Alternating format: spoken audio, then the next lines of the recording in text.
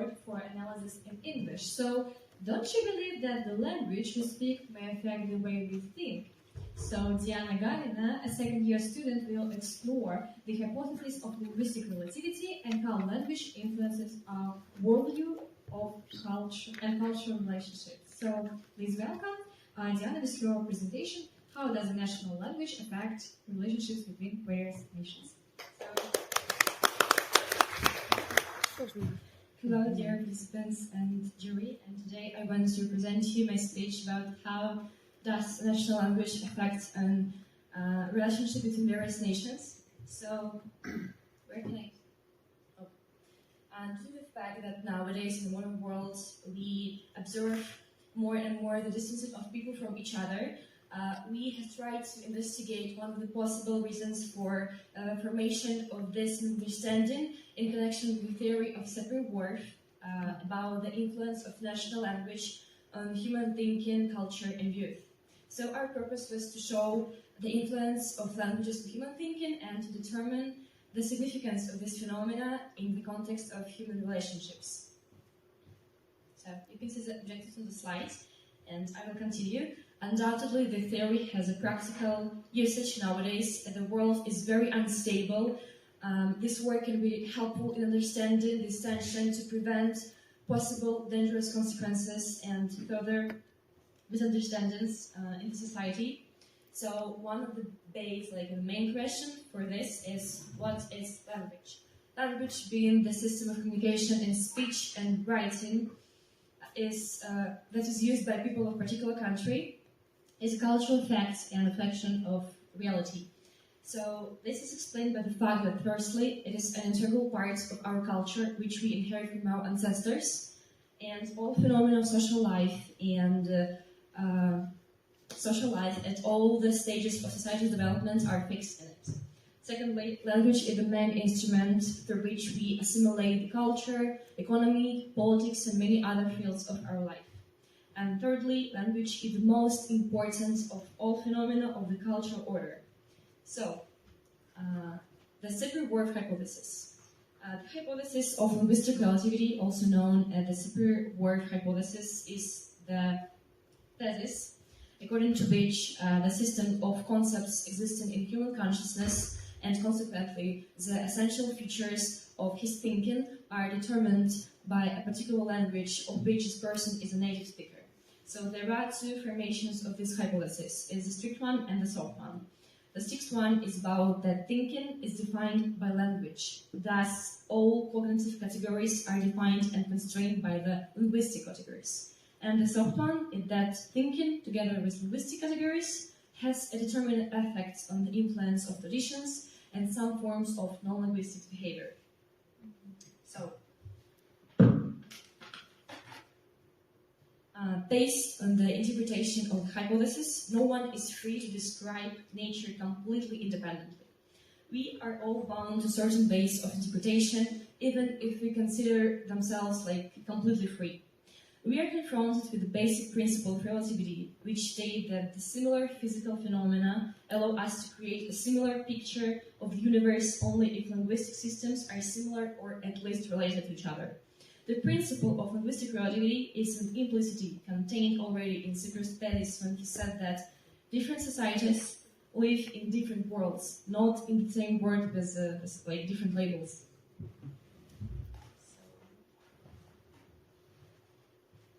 The structure of language has a shaping effect on human thinking and the way people consider the world around them. According to his basic assumptions, people who speak different languages have differences in their perception of the basic categories of the world around them, such as the concepts of property, quantity, number, space, time, and money. Not less significant is the difference in the way speakers of different languages evaluate the world around them, events and occasions.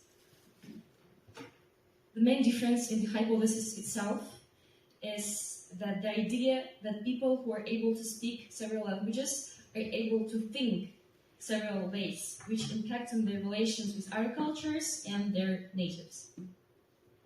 So I decided to analyze English and Russian languages in consider to investigate why the differences in our languages steer us from making strong connection with each other. So I want to start with the ideology of the inhabitants of English-speaking countries, which can be expressed in the following way. A person's life in his hand, and it doesn't depend on fate.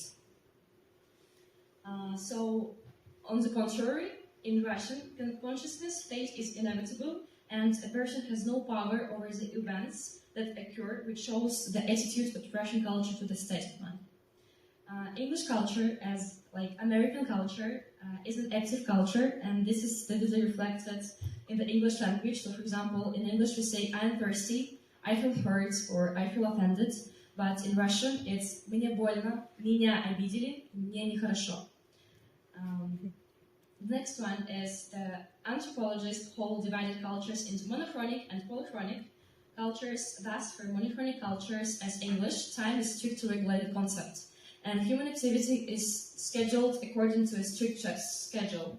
And as for Russian, it's a polychronic culture, and the ability to handle multiple tasks at one given time. Time is more fluid and free-flowing thing which change according on the situation. Moreover, in English, there is no analog of Russian. We will call each other, or we will keep in touch in that meaning as we get used to know it. Tardiness, unpunctuality may be perceived by English speaker as a personal disrespect, and it is also important that this punctuality concerns not only business but personal communications and punctuality. So, as I hear, time is a little bit short, so I want to show you faster, like the attitude of English and Russian about time. For example, in English, we are more orientated towards the past and cherish the tolerate the heroes of their country's past, when in Russian we cherish the past experience and history, but still try to focus on the present more. Then, as for the value of privacy, for example, in English we have the special word privacy, but in Russian there is no word for physical space around us that should be private and belong exactly to us. That's the differences in phrases. For example, in English we say mind one's own business, and in Russian we only have "оставь меня в покое" or "вы можете дать мне минутку." And about positive thinking. English language is always about positive thinking. Everything will work out, everything will be alright, hope for the best. But in Russian, unfortunately, we are more into negative thinking.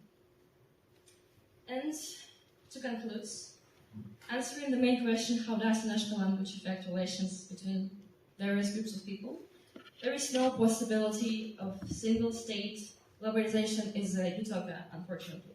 It's impossible to achieve full understanding between nations because of cultural and therefore linguistic differences. However, in order to achieve friendly natural ones, it is possible to come to compromises. And to strive to know the other culture, realizing and most importantly, accepting the differences of other cultures. After all, globalization is the negotiation of the peculiarities of nations, and people need to preserve their history and traditions. So thank you very much for hearing me.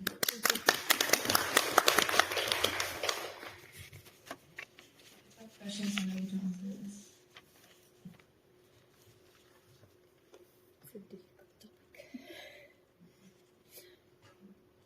Hey, let's give it up for Diana. It is incredible how language can shape the way we think, our perception of the world, and interactions with different cultures. But you know what is also incredible? But maybe our judges got some questions.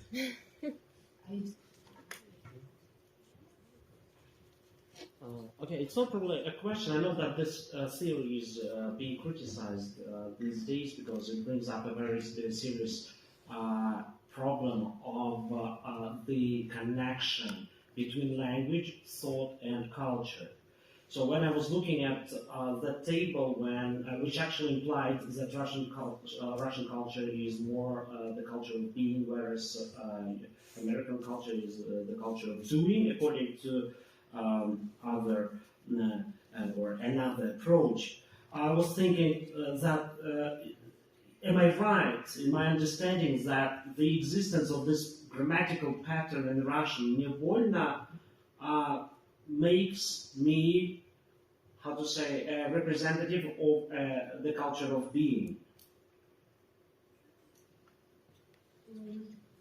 Like you've said that the Russian culture is a culture of being, and the English is the one who is doing. I rephrased what you put as "my life is in my faith," according to because I mean there are different theoretical frameworks to talk about this particular issue. Yes, because if you read some other sources, you will find that cultures are divided into cultures of being and cultures of doing. So this one on the left is the culture of doing, and this one, Russian, is the culture of being. Yeah. So, but again, speaking of Sapir-Whorf's theory, his main thesis, or their main thesis, is that the borders of my cultures are kind of bounded by the borders of my language, right? So that's why my question, I mean, it's more kind of philosophical actually. So when we have this sort of a reflexive pattern, yes, меня мучает, мне нужно, does it make us, I mean, Russians, more passive? Yes. I think yes, because the thing is that due to the Sapir-Whorf theory, we are not trying to talk according to the occasion in which we are. And not like, you see, for example, you're on a holiday and you came like to guest, for example, to your mother to celebrate your birthday, and you see like the whole table, like with the foods and drinks, and you like say to her celebrate, like I really love you, I want you to be happy, and etc. As for the English one, when they came into the same room with the same people, they won't say as many compliments and like great words to her, because that's differences in language. So I can say that those boundaries, they're not about the situation. For example, not the situation is dictating what we need to say, but our language. So that's why I can say that Russian is, the Russian language is more about being but not doing. Thank you.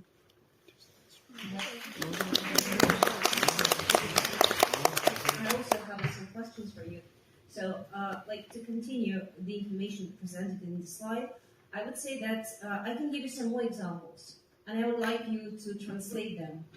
So, I'm angry. Okay, I understand you just said like I'm late. You can say I'm tired, and so on. I think these examples show like the opposite, so to what you said. So, because mostly in Russian we have verbs, but not adjectives. And that's not the culture of being, that's the culture of action. That depends on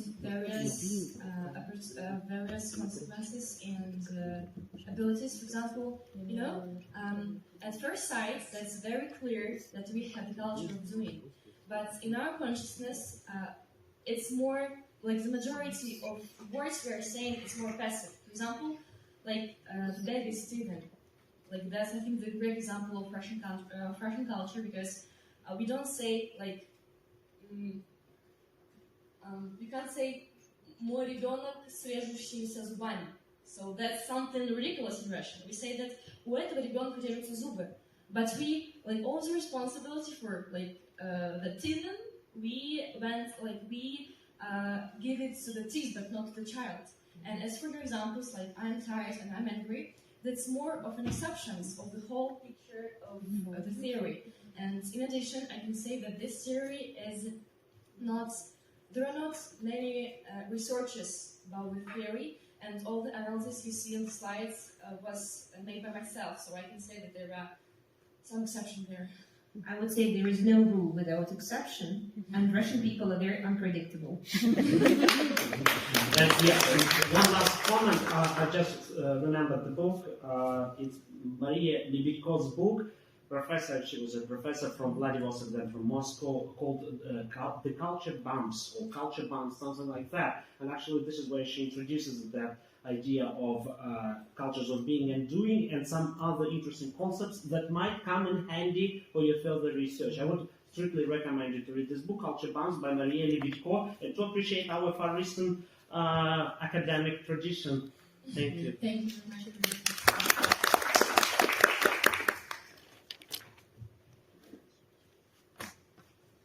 Well, thank you.